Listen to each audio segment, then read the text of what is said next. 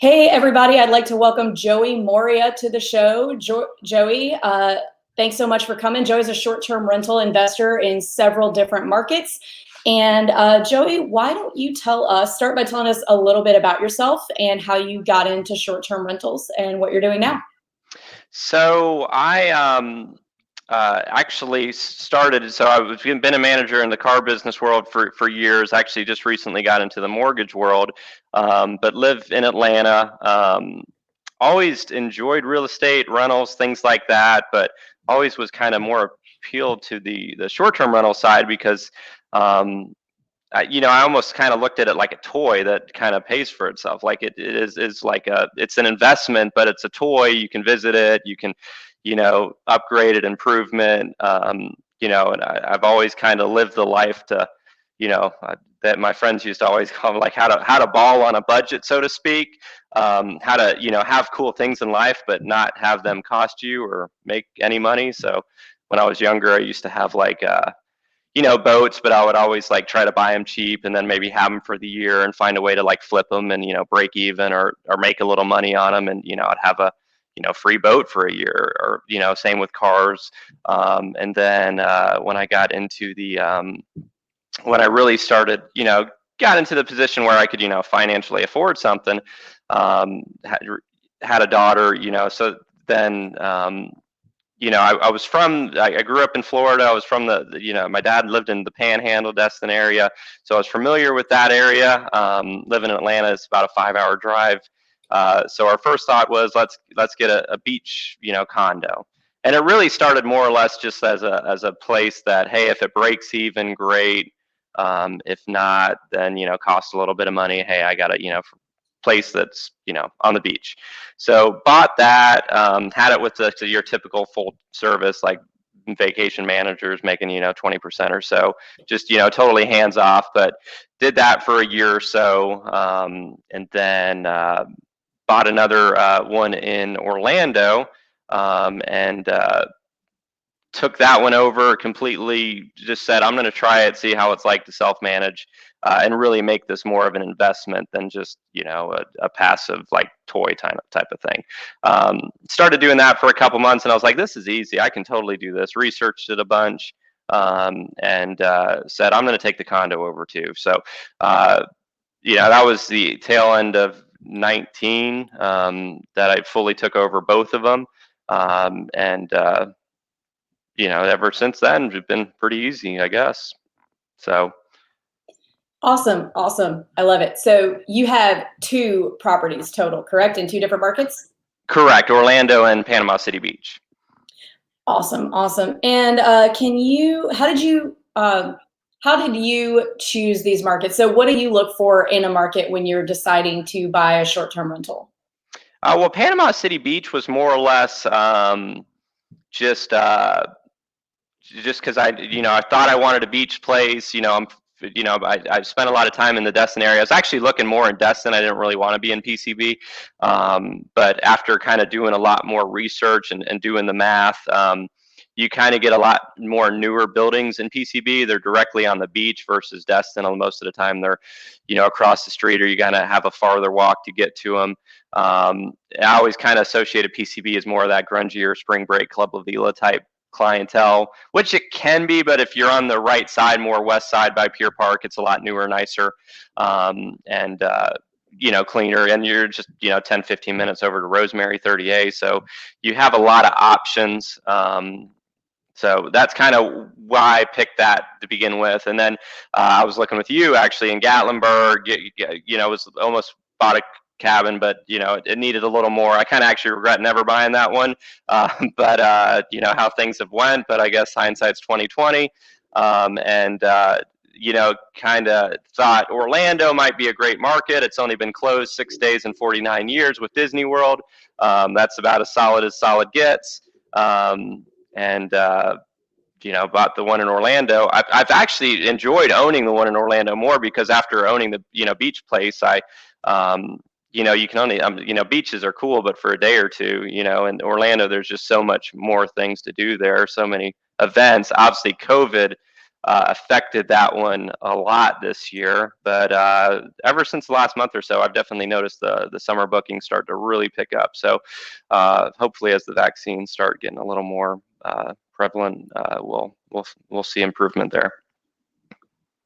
Awesome. So your place in Orlando is a single family, and your place in Panama City is a condo? Correct. So the condo is it's actually a 2 bedroom with a bunk. So I advertise it as a 3 bedroom because it's, 2 full beds and a bunk bedroom. And that's just a condo. And then my Orlando house is a 7 bedroom, single family, has a pool, hot tub, that kind of stuff. Gotcha. And there's a lot of value add potential in Panama City Beach, I think. So I've got a place in Destin and a place in 30A. And as time goes on, Panama City, it did used to have kind of a bad reputation for the college partying. But as time goes on and the city has put tens of millions of dollars into making it unattractive for college spring breakers and more attractive for just, families to come visit. Mm-hmm. Because of that, the purchase prices in Panama City are quite a bit cheaper than Destin or 30A, but I do think that it's going to appreciate pretty quickly as because of that stigma and as it comes out of it. So I think that's really smart. I think it's a really great place to buy. Yeah, I think Panama City, there's more upside potential. That's why I kind of ended up going there after kind of seeing what your dollar gets in Destin versus 30A. Obviously, your big money, like cottages, things like that, and then PCB, because I really truly wanted the condo that had the master on the Gulf, and that's a rarity in Destin, and you're paying a big bucks to get that. So PCB, it's a lot more common because the buildings are a lot newer and things like that. So, and it's nice, you crack that window, hear the ocean. That's what it's all about. Indeed. So talk to me about condo fees, because I know a lot of investors, they hear the word condo and they run screaming away. And that's not necessarily, just because it's a condo does not mean that it's a bad deal or you're going to have HOA problems. So can you tell me a little bit about the fees in your condo, what they pay for, how it affects your cash flow, things like that? Yeah, I think when you look at these condos, it's kind of scary because you see these big $400 to $700 a month HOA fees. But it's not, when you really break down the numbers, it's not that bad. You got to think that it's covering all the insurance of the outer shell of the building. So that's, a beachfront condo, obviously high insurance rates. The interior unit, I think I pay like $500 or $600 a year for my policies. So, what I'm responsible for is very minimal. Also, most of these condos are going to include your trash, water, internet, cable. So, truly, other than my power bill, there's no other utility that I'm paying for. So, you're going to pay $100 a month for, cable and, internet. You're going to pay, $20-$30 a month for trash, another $40-$50 in water. If you were responsible for the exterior, a couple $100 a month in insurance. So when you really add it all in, and then, they're also covering the amenities, pools, and all that stuff. And owning a condo versus my single family house in Orlando, there's so less things you have to worry about. Other than the HVAC and the water heater, nothing really major would really break that you really need to worry about versus like a pool or hot tub or, roof for that kind of stuff. So it takes, for a first time investor that might be a little scared going on a single family home, I will say the condo is way easier to manage as far as the uncontrollables. Awesome. That's exactly what I was looking for, because I know, for example, in my 2 bedrooms, I pay $150 a month for cable and internet. And if you've got a $500 a month condo fee, but it covers that, and then you've got access to pool and your insurance is less. I have single families on the Gulf or slightly off walking distance, and insurance is a lot more than in some of the other areas that I own. So a condo, while a lot of people want to they automatically write condos off because they think of the condo fees, they really can be a really great starting point, especially for new investors that, maybe don't want the hassle of having to deal with maintaining a roof and maintaining exterior and stuff like that. And it also, at least in this market in the Emerald Coast, you can get into them for a lower price point just because the single families don't really start until about 4 bedrooms and up. There are a few 3 beds, but anything 1 through 3 is going to be a condo usually. Yeah, for sure. And then you have to think of it like single family. They're obviously your purchase price, so you're totally different caliber of price point. And for most people, I mean, I think the rental appeal, like, I mean, if it's a small family just going down to Destin or PCB or something like that, I mean, couple of people, you're probably, most people are going to want to be beachfront condo, like my condo literally is 5 feet to the elevator, 23 floors down and another 20 feet to the sand. So, I mean, if it's just a small group, I mean, that's all you really want. Like, I mean, if you're going to buy a house, you're going to be walking distance or, half mile off or something like that. So you have to worry about those logistics of, getting to the beach. So, if you're looking to, have a place that you can go to a couple times a year for your, small immediate family, and your rental appeal is just so much larger. Obviously, there's more of them out there because that's kind of more of what's there to offer. But like I think, and you have a house, so I don't know how it does in the winter, but mine stays pretty full up in the winter just because you get these, it's like 50 degrees out there. I wouldn't want to be going to the beach right now in February, but people get these little weekends and say, let's just shoot to the beach real quick. And it's still somewhat, affordable and kind of makes it worth it. So. Awesome. That was actually going to be my next question is, can you kind of give us a rundown? I know that my single family at the beach is decently seasonal. It does get, some winter bookings here and there. But can you kind of compare the seasonality between Panama City Beach and maybe your place in Orlando?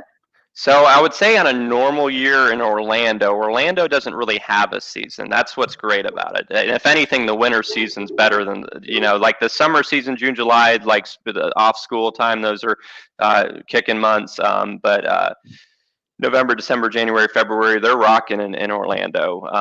Like even right now, I'm averaging about 350 a night in my Orlando house. And it's booking a lot better. The PCB place, it's I actually, probably are still doing about a 60-70% occupancy here in the winter time, mainly 3 to 4 day weekend bookings type thing. But come March, it will turn on like a light switch and it'll go to 80-90%. And I was averaging about 95% occupancy last year. So other than the month and a half we were shut down with COVID. Awesome. Well, that's really cool. That I didn't realize that Orlando didn't really have a season. So that's pretty cool. Talk to me a little bit about your numbers, whatever you're comfortable sharing. What's your cash on cash return on these things?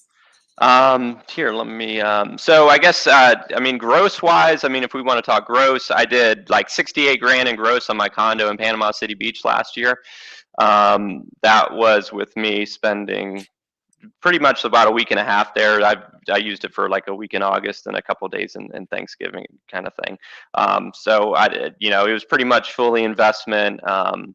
And my Orlando property, so I guess go back to PCB. So that was about 68 gross.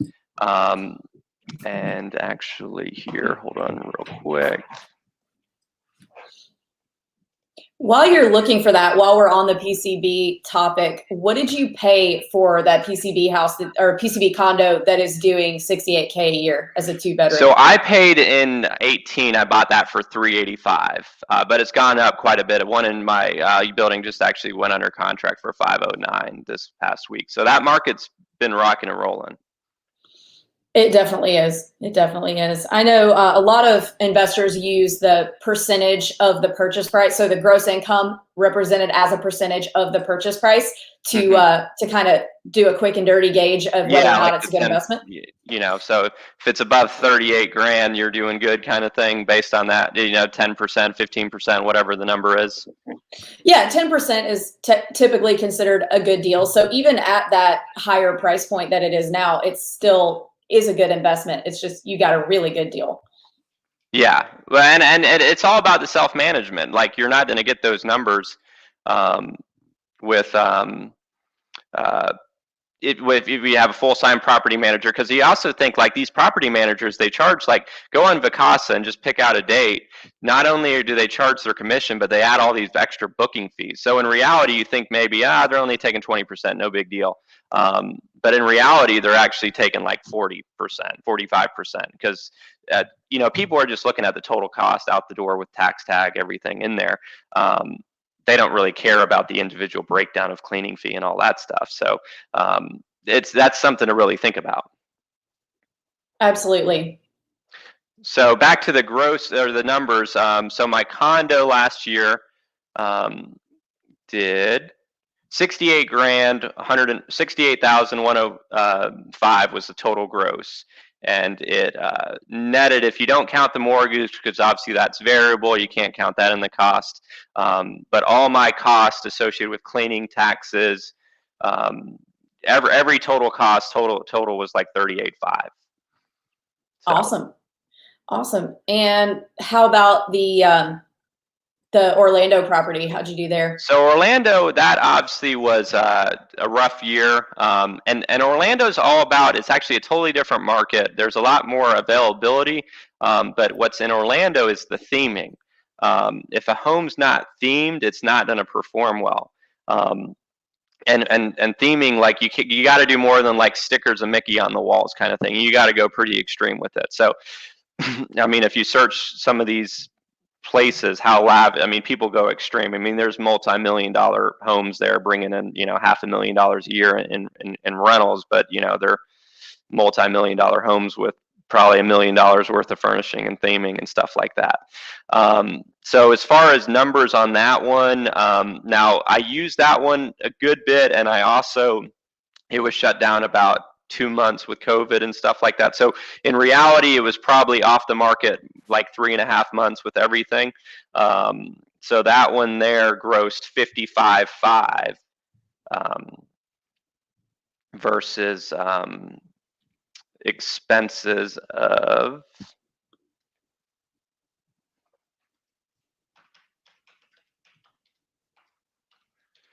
$38,000, not counting the mortgage. Okay. Not bad. Awesome. And so you bought the Orlando one into 2019, you said? Middle of 2019, like June of 19. Okay, so you haven't been through a full normal year. Yeah, and my property, I didn't fully theme it until actually during COVID. Like we went down there for the 2 months of COVID, self-isolated, had a nice pool and hot tub in the backyard, kind of made the best of it.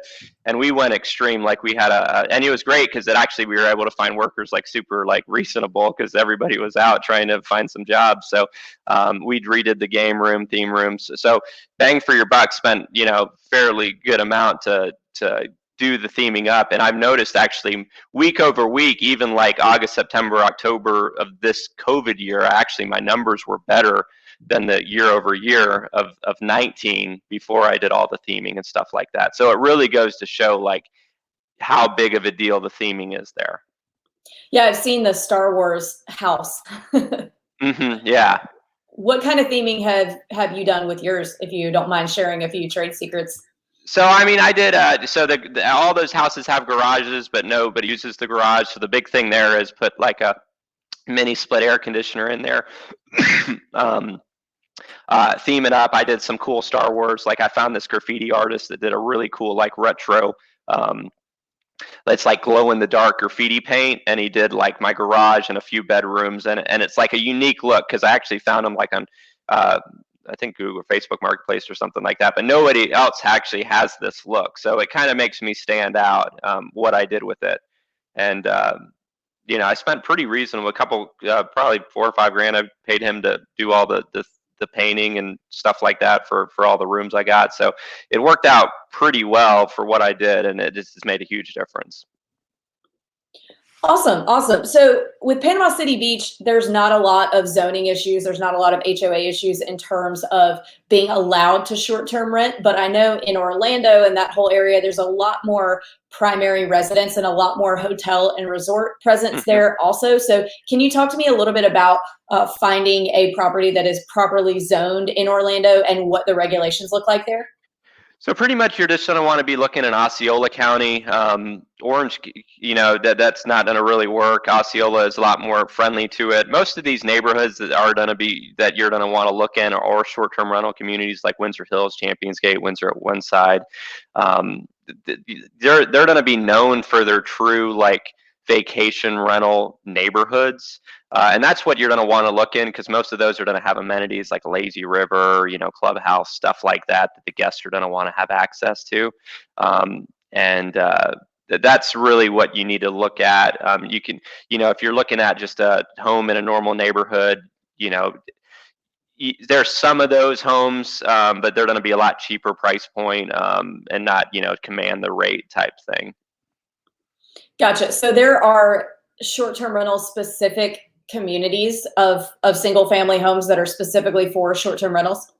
Yeah, so I mean, there's a lot of, these neighborhoods are massive that have hundreds of homes in them, that are truly just, they're vacation home communities. So, in Orlando, it's a totally different market. Like 80% of the people that probably own homes there are either like from Canada, Brazil, or the UK. So, these people either buy them and they're, well off, and then they're just second homes to them that they'll, spend a week or two a year at, or they put them with a short-term rental company or something like that. So the thing I think that stands out with Orlando that's unique is that it doesn't seem to be as many like true American investors. So the ones that are truly doing a good job self-managing, there is actually a lot of upside potential there versus so many of these homes that are just so boringly decorated, and then the owners are totally hands off and they're totally just run by these management companies. Gotcha. I hear that neighborhood name Windsor Hills a lot. So that's like a really big, huge community. It's not just like a regular, 20, 30 house community. I don't know the exact house, but I'll probably estimate somewhere around 150 to 300 homes, and that's what most of these neighborhoods are, like Windsor at Westside, Champions Gate, Encore at Reunion, the Salterra, there's another one. These neighborhoods are known. Windsor at Westside was like the true first one that was like the clubhouse. So most of those homes are early to mid 2000 builds at this point, 5-6 bedroom homes. So you can get some value there, but the thing about what I say back to the theming is you got to really theme it up to do good. So most of those homes are older. So to make them perform well, you're going to have to put a good amount of money into updates, probably because they're most likely not updated at this point, and they're probably going to need the updates. But they're like pretty much an exit off of World Drive. So Windsor Hills is kind of so known because it's like the closest subdivision to Disney, and it was like the first one. But there's a lot of other ones that are popping up now that are a lot newer and more grand and things like that. Okay, cool. So other than Disney, what are the things? So if I'm going to go, because I'm asking because I really don't know much about the Orlando market at all. If I'm going to take my family there for a week, other than Disney, what are people going to do there? So with Disney, it's the theme park capital of the world. So you have Disney, Universal, SeaWorld.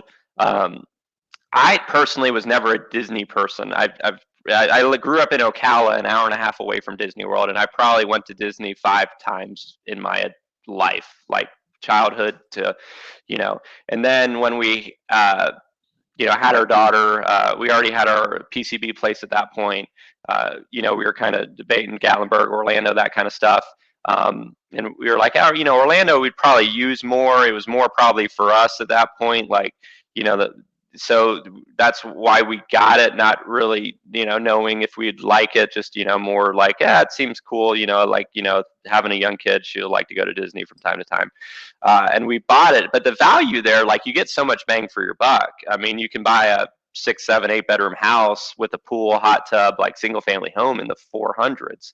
So, for a nice home, 35, 4,000 square feet. So, the value really appeared to me there. And when you're there, there's you got the parks that and I was never a park person, but once you own a home there, you of course got to get the Disney pass.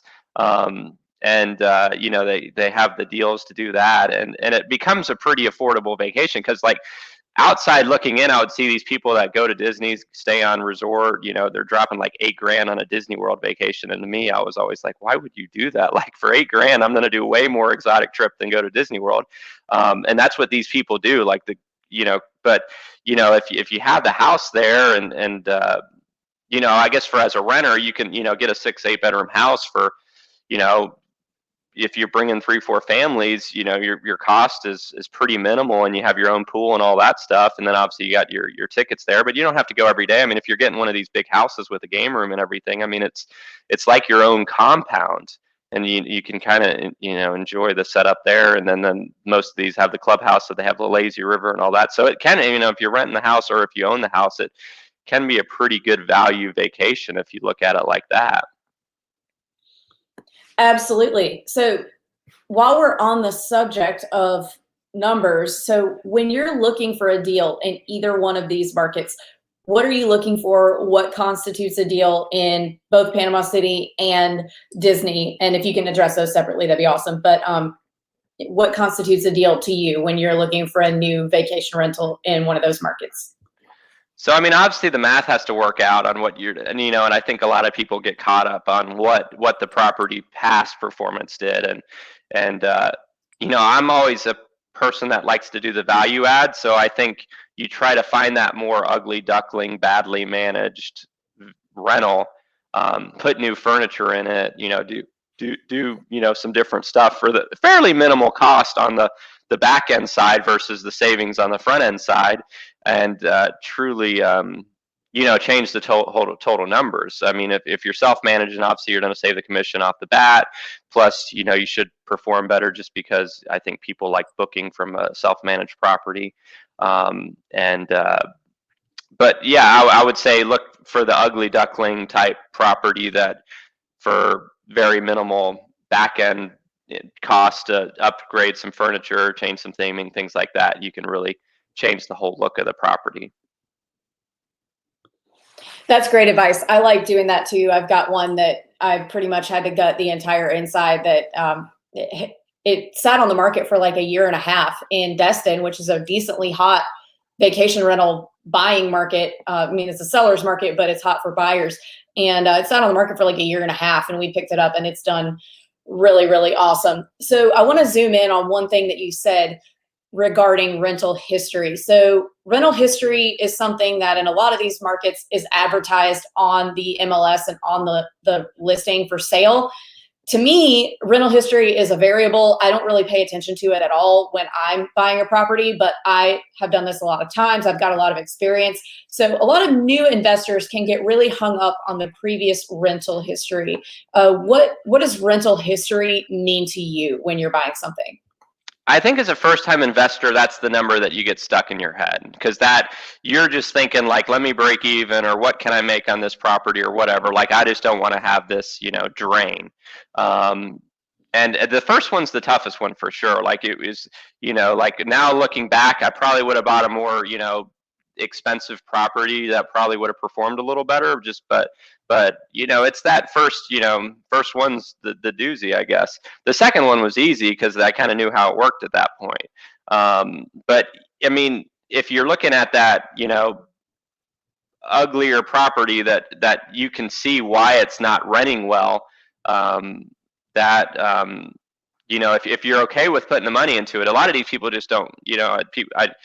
I go to a vacation rental and you go and you see like that 20-inch like 10-year-old TV, and you're like, you can buy a 55-inch TV at Walmart for like $200 nowadays. Like, why wouldn't you just invest the small little bit of money that people actually like care about, that's going to make a huge difference? Like, that just never made sense to me. So I always wanted to, like, what I can do to make the property nicest, not only for me, but anything I do, I want to do with the most quality and have people appreciate it.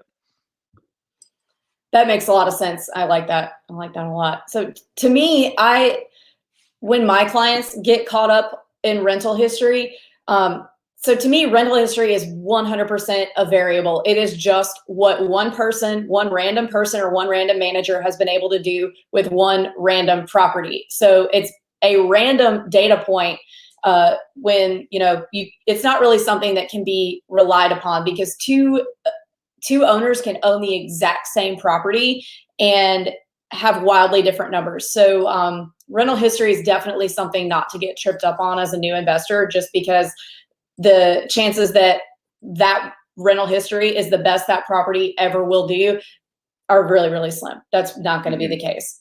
Plus the pictures and stuff. Like, I mean, there's so many variables. Like, I look at some of these like Airbnb pages and you're like, did they take these pictures with like a razor phone from the 2000s or something like that? And I see so many like that, and you're like, that's all about the pictures, like how cool it looks. Like that's all you're doing. Like, and that's, I think a lot of, you might almost think like, oh, for me, I would much rather have this property. But if you can maybe buy a cheaper property that you can make really, really cool in pictures, you might, perform just as good, if not better. Like that's actually when I bought my Orlando property, like I was really like originally thinking at like a $600K price point and what, I could get and stuff like that. And then I was like, well, room count's not really any different. Like if I spend more money doing, what I want to do to my house, I bet they'll perform the same for, 150 grand swing in price. And really it's true. Like you can have a maybe lesser property on paper that might have not appraised as good or whatnot, but if it's pictured good and has what guests want on paper, on the pictures and stuff, you'll probably perform just as good or not better. I always tell people that it's underperformance is if you're buying in the right market and the right location and the right property. Underperformance is almost never, quote, the property's fault. It's the manager's fault. Yeah, and it could be, I mean, it's the manager's fault, and it could, the property's fault for maybe having ugly pictures, or like my condo, for example. I mean, it was when I first bought it, that it was, from built in '08, but the furniture was all original. The couch was like bowed in the middle, like it was like it had these fake flowers everywhere. I mean, it was just garbage, terrible. And the first thing I did, I spent like $8 grand in furniture, which, for a 3-bedroom condo, it's not. It didn't cost a ton to totally redo the look, paint and some new furniture, and it was a totally different game changer property. Right. If you're willing to put in just like a little bit of work to update a few things, you can really make a property that appeared not great much better. I've got one in the Smokies that is a true log cabin. It is so cute on the inside. And it's cute on the outside too. It's an adorable little 2-bedroom property. But when we bought it, the pictures on the MLS, it had been a long-term rental. They had like the current tenant had a tarp over the cathedral windows, so there was no light coming in, and it just looked terrible in the pictures. But there was one on Airbnb, the next neighborhood over, that was the exact same property, the exact same floor plan, and the pictures were better. And that really makes pro photos it sounds like such a small thing. I mean, it's the biggest thing you can do. Spend the $200 and get pro photos. I don't know why you wouldn't. It's like, I mean, people, if you're that cheap, like this isn't the business to be in, if that's what you're thinking. Yeah, exactly. And pro photos, I mean, so the better your photos are, the more clicks you're going to get. The more clicks you get, the more bookings you're going to get, because people look through the pictures first on Airbnb and Vrbo before they even read about it, before they really even look at where the location 80% is. Of them don't even read this stuff, so you just right. the pictures. Right. So want to thank you for coming on. We just have a few more questions and then we'll break. But the last few that I want to ask, so what advice would you give your former self, knowing what you know now? What would you tell yourself when you were a new short-term rental investor before you got started? I would say, you research it more. I guess I would have said to buy that property in Gatlinburg now. But that would probably was a 150 grand mistake as far as appreciation there. That one's about to come back to me, by the way. Oh, nice. And it's probably a 300 grand mistake. Oh, God.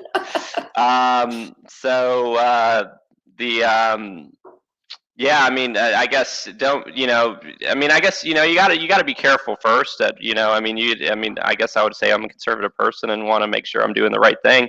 But, don't necessarily be so timid of it. I mean, most guests are great. You get that, 1% that's, high maintenance or whatever, but for the most part, you don't really have as many issues as you might think, or the nightmares and stuff like that. I agree. That's, I think, a big limiting belief of short-term rentals is that people say, oh, I would love to have a property there, but I'm not going to do it because I don't want to deal with a bunch of phone calls in the middle of the night. And the reality is that does not happen often at all. No, it doesn't. And I mean, you have boots on the ground. So, I mean, I guess, So my Panama City Beach property, I have a cleaner, and he's like the maintenance slash cleaner company, and he's my contact there. So like once guests check in, they get his contact number. I make it clear I'm not, there. So if they need anything, he's my contact, and that's part of the like cleaning fee that I pay him. He does that. So that makes it nice. And then my Orlando property, that one's a little more involved because you got a pool and stuff. So I pay similar setup. I pay like a monthly fee basically to this company that they take care of the pool, the cleaners, they arrange the cleaners and all that stuff. So I just tell them when they have a check-in, check-out, and at the end of the month, he gives me a bill for his monthly maintenance fee basically, and then any extra like the cleaning fees, how many cleaning fees there were. Yeah, I mean, it's really all about the automation and the outsourcing for sure. Mm-hmm. Yeah. Yeah, so next question. What would you tell a brand new investor who is interested in getting started in short-term rentals? I would tell them to, research it a bunch. It's not as scary as it needs to be. I think, long-term versus short-term, they both have their issues, but with short-term, you're so much more in control. You don't have to worry about eviction laws, that kind of stuff. The properties, I would say, generally stay nicer. And it's truly like a toy. Like, it's something that you could go to a couple times a year if you want to, and just go on the slow times. But if you really want to truly maximize it, but it is fun. I always enjoy going to mine. I mean, it's a cool, it's something you can appreciate.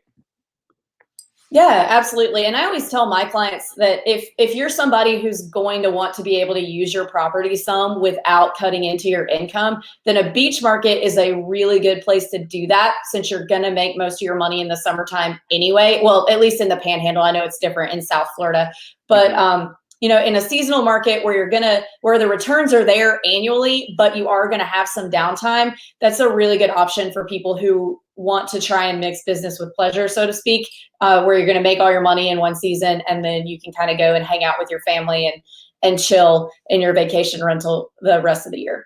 Exactly. Yeah, I would definitely say that. Awesome. So last question, it's a little bit more fun, not necessarily real estate investing related. What book are you reading right now? Or what's your favorite, if you're not reading one right now? Favorite book? I'm not a huge book reader, I guess. Like I'm a big researcher. Like I Google a ton. Bigger Pockets, I'm on that forum a lot. YouTube, I'm always YouTubing how to do stuff.